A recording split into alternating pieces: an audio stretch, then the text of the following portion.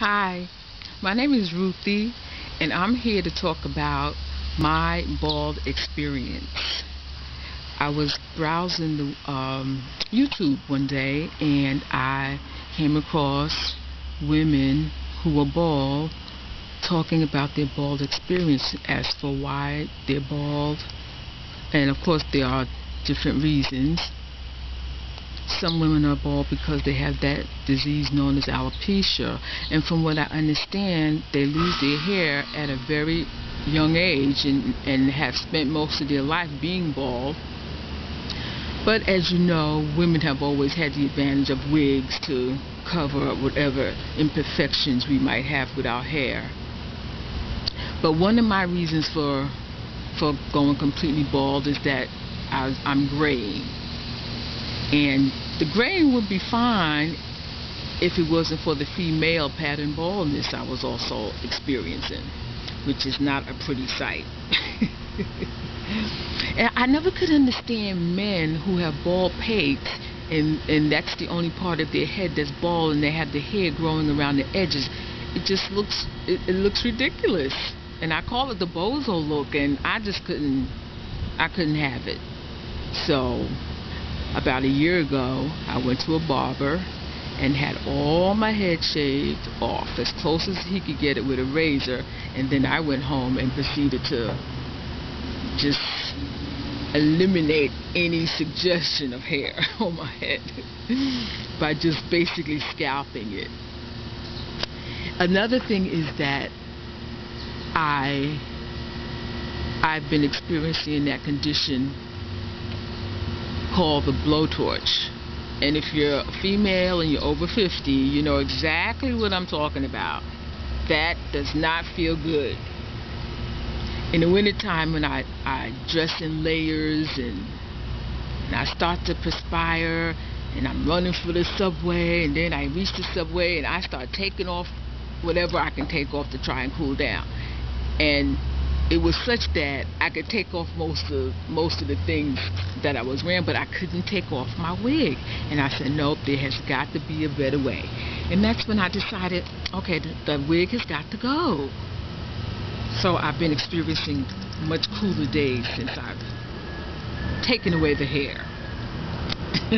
Another thing is that I don't have the time to spend 5, 6, 7 hours in a beauty salon waiting for a washing set and a curl and a dye and a this and a that and all type of chemicals being splattered on my scalp that ends up burning. It's just too much. It's too much time and too much money spent at the beauty parlor. And one good thing about being bald is that it is such a sense of freedom. It just makes you feel light, it makes you feel carefree, and it does take away some of the stress that we have to live with in the 21st century. And I predict that eventually more women will go bald, will choose to be bald and not be bothered with hair. I think that it's a terrible thing that people a lot of times are judged by their hair and they judge other people by their hair. I mean, men fall in love with women because of their hair. But you know what? Hair never kept a man and a woman together. And it's like Farrah said before she passed away, it ain't about the hair. And it really isn't.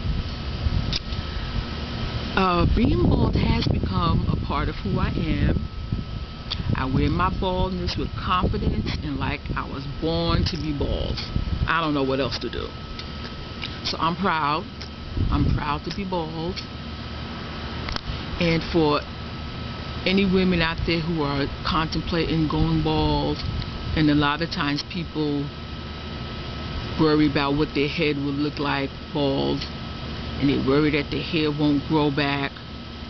But I know for a fact that when I shave my head, and I'm talking about everything is off my head, an hour later I can feel hair growing back.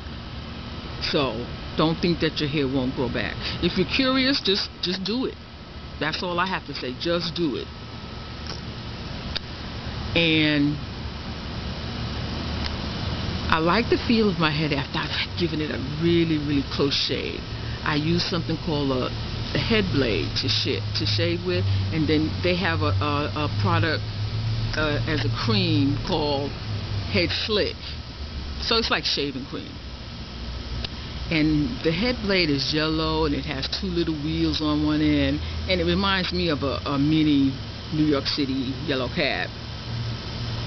And I take it and hook it on this finger, and then I roll it over my head a couple of times. But I find that most of the times I do have to go over it more than once. And I've also learned that hair growing on my head grows in different directions. Yeah, that's kind of weird. And then there's this little spot right here where it's like a swirl, so it goes in like a circle. So I have to shave in a lot of different directions to get this part of my head completely clean. But the end result is really just happiness being bald. So there you have it. Those are my reasons for deciding to be bald. Oh, and let me tell you one experience I had is that when I was in the store and a woman came in and she gave me a big hug because I was bald, and she said she had just came from chemo, and she took off her hat. She took her hat off, and she had more hair in her head than I did. So I kind of got a chuckle out of that. But it has overall been a positive experience. I was in the park one day last week, and I was on my daily walk, and a little kid was standing there, and he was looking at me, and he was with his friend, and he looks at me, and when I walk past, I can hear him say to his kid, "She's bald." And I laughed because he didn't have no meanness in him, and I just thought that was funny. But kids are usually the most accepting. You know, no problem with the kids. But anyway, there you have it. Oh, one last thing is, hair in our society is way overrated. It really is. And I understand that the hair care business is like trillions and trillions of dollars a year, but they won't get my money. The one thing I'll spend money on, though, will be a really good shaver. My name is Ruthie, and thanks for joining me today.